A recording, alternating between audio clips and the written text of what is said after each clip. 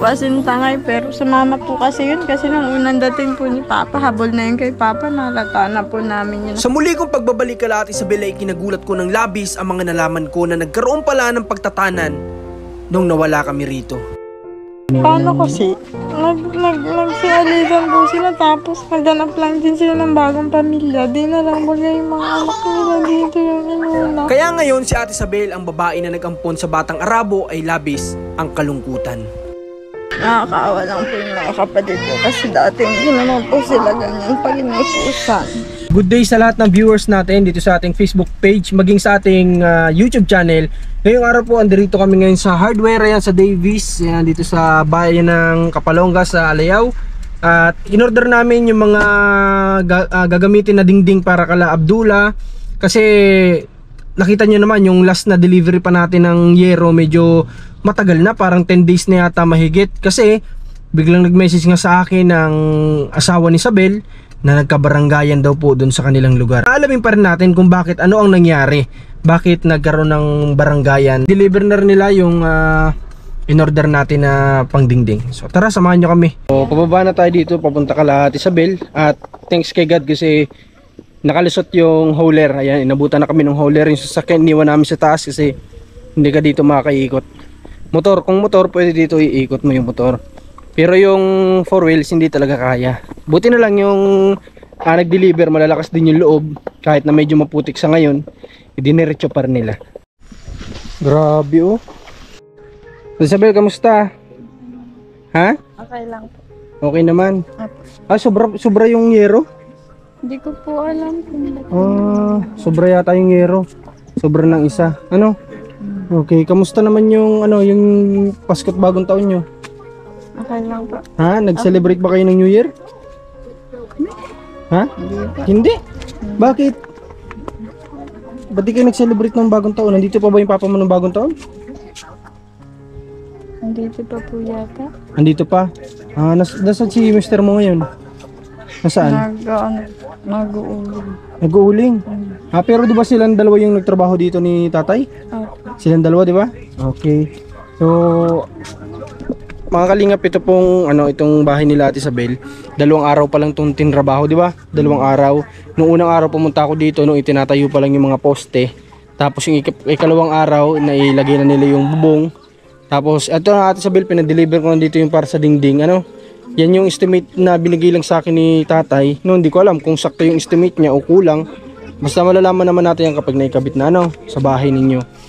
Ano pala Ate Isabel ang nangyari? Bakit napatawag sa akin si mister mo nung araw na yun at sinabi nagkabaranggayan daw? Ano po? Ano nangyari? Kasi tinatawag. Nung narinig daw po kasi dyan sa taas na nagbububong na dito. Tapos tinawagan daw na lang po niya yung may-ari. Pinatawag po kami. Sila Papa. Parang sino tinawagan? Yung may-ari daw po ng lupa. Sino tumawag? Sa taas. Tinawagan na may nagagawa dito ng bahay. Apa.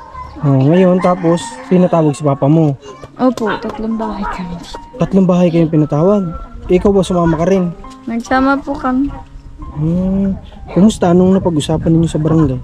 Ano man po, sabi nila Papa, kapag naipasukat daw po at naabot po talaga, alis kami. Wala silang babayaran o kung ano, walang maraming Basta kung sa kami nga alis. Tapos, pumayag naman din po sila na ipagpatuloy na lang. Yung paggagawa? Basta pag naabot daw ng sukat, aalis kami. Ito mga kalingap yung sinasabi ko. No, kaya sabi ko noong ipapagawa natin itong bahay nila at Isabel, gagamitin lang natin dito talaga is kung ano yung light material na pwedeng gamitin dito na matibay pa rin. No, kumbaga mga light material, walang semento, walang hollow blocks na gagamitin. At ito na nga po yun yung bahay nila at Isabel. Ayan. So ito na yun na dating nandirito. At yan, kabit na yung bubong. Tapos sa mga haligi dyan na ginamit ay yung haligi nila Ate Isabel. Kasi nga sabi nila Papa ni Ate Isabel kung pwede daw gamitin pa yung mga poste na ito kasi sayang naman. So matitibay pa daw kasi itong poste na ito. So yan na yung ginamit nila. Kaya sabi natin sige kung pwede pang gamitin, why not na gamitin. Ate Isabel, papakita ko lang ito medyo mataas ito. Ayan, medyo mataas. Ayan, nakita nyo, medyo mataas. Tapos dito ang gagamitin dito na pagpapakuan nitong mga na ito, marine na plywood ay ano pa rin, coco lumber pa rin, kahoy pa rin ang gagamitin. So yung yero na dito na naikabit naman sobrang nga lang ng isa pero okay lang yan. Kaya po sabi ko, ito yung sabi ko na light material lang kasi wala pa pong kasiguraduhan dito. Gusto ko lang talaga na magawa ang tirahan nila Ate Isabel, since sinabi naman nila dati na wala naman na daw magiging problema. Sabi din ng papa ni Isabel wala magiging problema, kaya pinatuloy ko na po itong bahay nila Ate Isabel nito. Yun nga, di ko lang inaasahan na magkakabaranggayan pa pala sila, yung pamilya dito. Pero anong sabi sa inyo? Nagalit ba sa inyo yung sinasabing may-ari nito? Hindi naman po, pero nagreklamo lang po. Nag-react lang sila. Tsaka yung may-ari daw.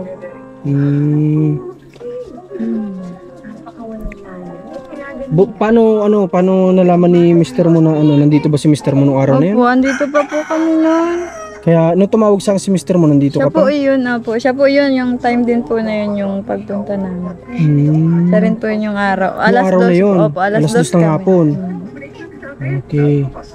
So mabuti na lang, pinayagan pa rin po na ituloy itong bahay na ito kasi sayang naman yung mga materyales.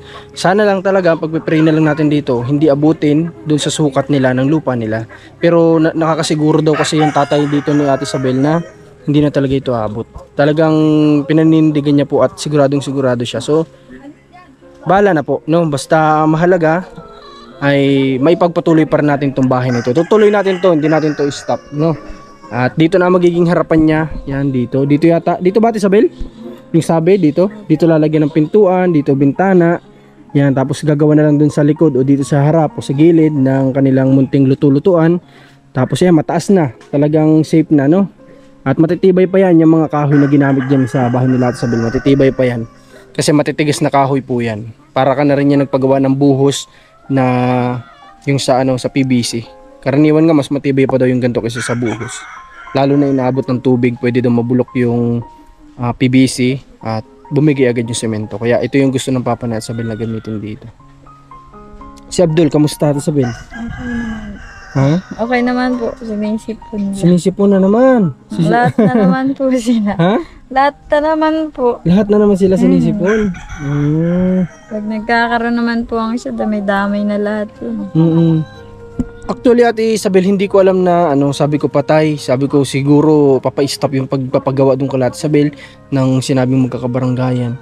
Tapos yun nga, umalis na kami nung punta na kami ng Quezon. Bigla akong nagsabi si Commander na okay na daw. Pwede na daw ako magpa-deliver dito ulit ng materyales. So, sino nag-message nun? Sabi ko po kay yung asawa ko po, sabi ko message mo na lang. At yung iba ka sabi ko may gawa sila kuya, text mo na lang. Kaya yun nga sabi ni Mrs. nag-message na daw kayo at pwede na daw. Sabi ko natuwa ako kasi sabi ko okay na yata, wala na, nagkaayos na yata. So pagbalik natin, ipa-deliver na natin sila ng materials. Although kahit may stop. Naman po kasi na ituloy na lang. Pumayag naman. Apo, basta kapag pasukat na daw po sila, tinabot, alis na. Kailan ba yung plano nila? May nabanggit ba silang planong pagpapasukat? Wala po. Kailan? Pag natapos na po yung bahay nila, doon pinapagawa. Tsaka sila magpapasukat dito. Saan na si papa mo ngayon? Tinakasan na po kami. Paano tinakasan? Hindi ko po alam. Hindi nagpaalam? Hindi ko po alam kung nasaan na yun. Ano siya? Ibig sabihin mo, umalis siya na hindi nagpaalam. Ay, grabe. Yung pitsados din. Pitsados. Araw o gabi siya umalis? Araw po yun. Pero wala kayong alam. Madaling araw. Pitsados po yata yung pitsauna. Nang madaling araw? Hindi po. Bakit di nyo nalaman? Wala kayo dito? Pitsauna po yata yun. Nandito rin po kami kaso limot ako. Pero hindi mo nalaman na umalis. Ang alam ko lang po, bibili lang sila ng gatas. Parang pitsauna nga. Bibili ng gatas as di na bumalik. Nalaman ko wala na, nakaalis na. Paghabol ko, di ko na inabutan. Siguro, di ko alam kung tinaguan na ako o kung saan ko na. Grabe naman. Hayaan mo na. Siguro naguguluhan din si papa mo sa mga nangyayari dito, no? At least mahalaga, nung nagkatawagan sa barangay, tumayo pa rin yung papa mo dun. Diba? Nabutan pa siya eh. Inabutan pa siya, wala siyang choice. At least sumarap pa rin yung papa mo doon. Ano naman sabi ng papa mo doon? Nagsalita siya doon o nandun? Nahuli man po ako ng pagano at naabutan po si kuya. Sabi ko, siya na lang isakay para sabay na sila pagdating doon. Pagdating ko naman po doon, naman ako. Nagagawa na ng ng kasulatan. Papa. Pero wala sa'yo na ikwento si papa mo kung ano yung nasabi niya. Wala naman po. Kasi parang yun lang naman din po. Basta pag nasukat at naabot, alis kami. Tapos nakalagay naman po dun sa ano nung binasa sa akin. At ako po nagperma dun at di naman sa Papa marunong. Ano, yun nga po. Pwedeng ituloy. Tapos basta kapag naipasukat na dapat, inabot, alis kami. Wala silang ano. Wala silang kahit na anumang babayaran. Wala Walang problema sa amin yun. Kahit ang mga materialis ay hindi maibalik, pero naniniwala ako sa papa mo. Ano, Isabel? Pati sa'yo naniniwala ako sa sinasabi nyo na talagang hindi to aabutin. No? Naniniwala ako. At sana talaga mangyari yun. Kasi ikaw, nabanggit sa akin ng papa mo, ayaw mo daw talaga dito umalis. Ayoko po umalis. Ang hirap po kasi napalipat-lipat kagaya niya. Nilayasan na nila kami pareho. Tapos gusto nila kung saan kami sisiksik. Paano po magiging buhay namin kung saan kami makakarating? Ang liliit pa ng mga inirawanan nila sa akin. Tapos dito na po kami nasanay. At Isabel, may tatanong ako sa'yo. Ramdam po kita, alam ko yung ano. Ikaw ba, wala ka bang nararamdamang sama ng loob sa mga magulang mo? Oo, ano masasabi sabi. Nasasabi ko ay alam ko kasi ramdam kita at Isabel ay gusto ko lang marinig sa'yo. Parang din po. Masama yung loob mo sa kanila. Grabe naman. Kahit naman siguro sino kapag Paano kasi? Nagsialisan po sila tapos naghanap lang din sila ng bagong pamilya. Di na lang bagay yung mga anak nila dito yung inuna. Sa akin na lahat inasa. Hindi ko na lang po kung may kaya ako, marami ako anong pwede kong itustos dyan. Bali-bala lang po sana sa akin.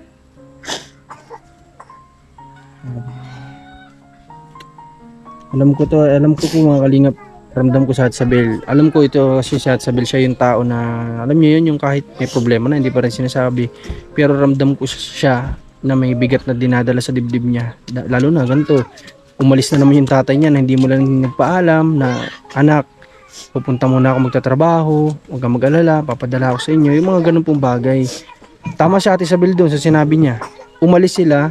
Mabuti sana kung umalis sila. Nilayasan nila si Ate Isabel na nagtrabaho sila at hindi sila humanap ng pamilya. Pero ang ginawa po nila, lumayas sila para maghanap ng bagong pamilya, di ba? Na alam naman nila, ang dami pa nilang pamilya dito na iniwan, na nag-aantay sa kanila. Nakakaawa lang po yung mga kapatid ko kasi dati hindi naman po sila ganyan pag inutusan. Kaso ngayon parang sabog ang utak. Hindi maintindihan. Pero alam ko, naiintindihan mo sila kasi ganyan nga, wala kayong mama at papa, no? Si Ate Isabel na lang yung nag-uunawa. Alam nyo kaya nga si Ate Isabel, kapag tinatanong ko siya, bakit hindi mo utusan yung mga kapatid mo? Ang sinasabi na Ate Isabel, ako na lang po ang gagalaw kasi naiintindihan niya yung mga kapatid niya na walang tatay, walang nanay, medyo naguguluhan yung mga bata siguro. Si Ate Isabel, hindi niya lahat umaasikaso. Ang dami nito, di ba? Ang dami nito, mga kapatid niya, nag-aaral. Andiyan pa sila Abdul. Hindi na nga po alis nakakapasok. Hindi na nakapasok halos? Hindi na. Kasi wala po nang half day lang sila ngayon. Tapos silang tanghali pumasok kanyang tanghali lang. Paano iniwanan kami ni Papa? Wala kaming bigas. Hindi po sila nakapasok. Samantalang may pera naman daw po yun. Nagtangay pa ng hindi naman kanya. Paano pong hindi kanya Ate Isabel? Tinangay. Nagsama din po yung asawa ni Tata Minu. Ay, ganun? Yun po yung pinaiinis ko dun. Kaya inabal ko pa nga po yun. Sa kapalungga hanggang sa bagong silang. Grabe naman pangyari to. Ilang araw lang tayo nawala. Ganito na pala yung nangyari dito. Tinangay niya yung asawa ni Tatay Pil. Hindi man po asin tangay, pero sa mama po kasi yun. Kasi nung unang dating po ni Papa, habol na yun kay Papa, nalata na po namin yun. Halos ayaw niya lang umalis kay Papa. Tapos yun hanggang sa naano ko na pinalos, pinagdadamutan na kami ni Papa dahil sa kanya. Buti pa nga po siya, nabibila nun ni Papa ng gamot. Samantalang kami, yung mga maliliit ko dito, pag may sakit, di lang po na kami nabibigyan.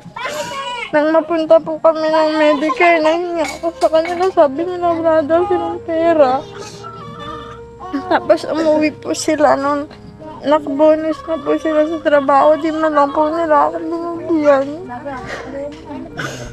Kaya sinulo po namin yun. Tapos pagdating ko dito, hindi man lang niya ako bigyan ng pambili man lang dito sa bahay. Maliban dun sa, nagbili man po yun ng kalahating sa bigas. Tapos wala na, yun lang. Tapos bigla lang siyang umalis. Wala na rin kami ng bigas. Yun. Alam nyo mga kalingap, si Ate Isabel hindi ito magkakaganito kung hindi niya kailangang humingi sa papa niya kung wala itong mga anak nila dito kay Ate Isabel. Diba Ate Isabel? Kung si Ate Isabel lang at mga anak niya, hindi siya hihingi, hindi siya mag-aantay ng bigay na alam niyang meron na may merong ibibigay. Saka nangyayari lang naman po ako sa kanilang pag alam kung meron sila. Oo, di ba? Tapos yung gipit na po talaga kami. Wala na ako ibang makuhaan. At saka alam ko nga na hindi talaga ito hihingi si Ate Isabel. Sa akin nga inaabutan ko na ayaw pa niyang kunin. 'Di ba? Si Ate Isabel kasi siya po yung kung alam ko na kung wala itong mga kapatid niya sa poder niya at anak niya lang, kayang-kaya po nila itong mag-asawa, 'di ba? Bakit si Ate Isabel hihingi sa papa niya kaya nilang mag-asawa? Kaso nga lang po, andito lahat ng mga anak ninyo na iniwan kay Ate Isabel. Siya ang bumubuhay kaya obligasyon niyo po sana na bigyan sa Ate Isabel ng panggastos para sa mga anak ninyong iniwan dito. Grabe naman po yung nangyayari sa Hindi na po kayo naawa kay Ate Isabel. Kami nga sobrang awa kami dito kay Ate Isabel kasi pinasan niya na lahat ng obligasyon na dapat kayo yung pumapasan po nito. Tapos ngayon na rin po kami inaasahan kasi tinakasan na rin kami ni Papa. Pag nangingi naman po kami kay Mama, lagi ngayon pong walang pera. Ibig sabihin, dati kahit pa paano nakakabigay si Papa mo sa inyo, di ba? Opo. Pero ngayon na tinakasan kayo. Wala na, kasi wala na rin po kami balita kung nasaan. Sana hindi po dumating yung time para sa inyo. Kasi sa totoo lang po, ito pong ginagawa ninyo sa mga anak ninyo. Huwag po sana kayo magalit, pero marunong po kasi ang Diyos. Sana, wag naman sana dumating yung time na singilin po kayo sa mga ganito. Sabi ko nga po, wag lang sana silang magkakasakit at bumalik dito. Totoo yun. At di ko naman na po sila kayang aralaga sa dami ng iniwan nila sa akin. Huwag lang silang magkakasakit para okay lang ang buhay nila. Sobrang bait mo, Ate Isabel. Wala akong masabi sa'yo. Kaya Ate Isabel, ngayon nandito na ulit kami. Mas susuportahan ko kayo, ha? Ate Isabel, ngayon may pagkain ba kayo? May bigas ba kayo? Pagaya ng sinabi mo, wala, di ba? Umalis si Papa mo nang di mo lang nag-iwan ng bigas. Nakaka naman po, buti po nagpadala naman yung nanay ni Bulit. Ay, salamat. Yung napaghati-hati ko kasi pa wala na rin. Salamat. Ma'am, ano nga pangalan niya ulit? Pwede na natin banggitin kasi mabuti na yung ginagawa ng mama niya. Si Ma'am Shane. Ma'am Shane, nagpapasalamat po ako sa inyo kasi bumabawi talaga kayo kay Ate Isabel ngayon. Salamat po. Sana marami pang blessing and dumating sa inyo at huwag kayong pabayaan dyan sa abroad. Huwag kayong magkasakit nang sa ganun, sa pagbalik niyo po muli dito kay Abdul ay makita niya kayo na malusog din, na walang sakit, pati ni Ate Isabel. Salamat po at yung pinadala nyo nang wala kami din dito, nagamit po nila Ate Isabel para sa pang-araw-araw nila kasi ito, baka mapanood nyo rin na pinabayaan po sila, tinakasan kumbaga. Kaya nagamit po nila yung pinadala nyo para kay Bullet at sa pangkain din nila dito. Kaya salamat po talaga sa inyo. Okay, Isabel, bukas sisimulan na ulit itong bahay ninyo, ayusin, ha? Sana porsigihin ko ito matapos kaagad ng ilang araw para makalipat na kayo dito, ano? Kasi ito, kumusta yung pagtulog nyo dito? Naampiyasan pa din po kami dyan. Naampiyasan kayo? Kahit tinarangan na. Kahit tinarangan na. O kasi ito mga kalingap, ito sana yung pinagbibili. Kaso nga lang nalit naman nasabi sila. Sabi, nakabili na ako ng materyales, sayang naman. Saka po nalalaglag kasi yung maliliit. Lalo na po si Bulit, malikot po baga. Malikot, nalalaglag. Naakyat po siya dun sa katral na yung lago. Sanay siyang tumalon talaga sa pinagkakamali ng ano ko nga po, kakapahilot ka lang din. Kakapahilot lang. Ikaw, kumusta ka naman yung pakaramdam mo? Okay. Okay ka naman, ha? Wala naman sa yung masakit. Wala naman po. Ang hindi lang sa akin nawawala yung hilo at saka yung pagiging Kasi dala yan ng bahinat mo kasi. Nabahinat ka kasi. Di ba? Opo. So yun, madaliin natin ito matapos kaagad. At bukas isusunod ko naman dito yung sa sahig kasi wala pa dun sa hardware. Wala silang available bukas, may delivery sila. So papadelibera na din natin dito ng pangsahig para nang sa ganun matapos na po ito. At dito lalagyan ng hagdan at sabil no? Sa harap no? Para tapos sabihan na lang na mag-ingat yung mga bata ano? Kasi medyo mas mataas to kumpara dun sa dati. Lalagyan ko na lang po ulit kagaya pa ganun dati yung may harang. May harang. Hindi O sige, ganun. umakyat. Sige, sabihin mo sa akin, sasabihin ko sa karpentero, ha? O, kasi ito mas ano to, mas mataas to kumpara dun sa dati. Mas mataas na to. So akala ko nga dito nyo ilalagay. Bakit hindi na dito? Awan ko po. Diyan na lang po nila. Sino nag-desisyon yan si papa mo? Papa po. Kasi para sa akin lang ito yung mas mataas ay kumpara doon, di ba? Dito ko. Doon yung mas nagtutubig kumpara dito. Kasi ito yung tinambakan niya, so dapat dito niya itinayo. Kaya nga sabi ko, baka ang iniisip din ng papa mo, mas papunta kasi ito doon. Na kung magsukatan man, mas hindi ito aabutin kumpara kung nandito. Okay, tama din naman. Tama din yung naging desisyon ng papa Lagyan mo. na lang daw po. Kung kaya pa daw pong lagyan ng balikon. Balikon na lang daw. Oo, lalagyan na lang ng balkon, ano? Para may laruan din daw. Tama yun. Sige, yamo at Sabel. Total mayero pa dito, pwede ko itong padagdagan, ano? Tapos palagyan natin dito na sa unahan ninyo dito ng maliit na balkonahe, ano? Tambayan ng mga bata, ano? Tapos parang kumbaga pantay na dyan, tapos dito na magiging pababa, ano? Dito natin papalagyan ng hagdan. Okay, sige, yamo at Sabel. At antayin ko lang si Commander dyan pa kay Tatay Pilomino at abutan natin si Ate Sabel ng ano nila. Tapos panggasos mo muna itong ano ha. Ayan, panggasos muna ninyo. Okay mo. Magbili kayo ng pagkain ninyo at Sabel ha. Okay, huwag ka na malungkot. Andito lang naman kami. Ha?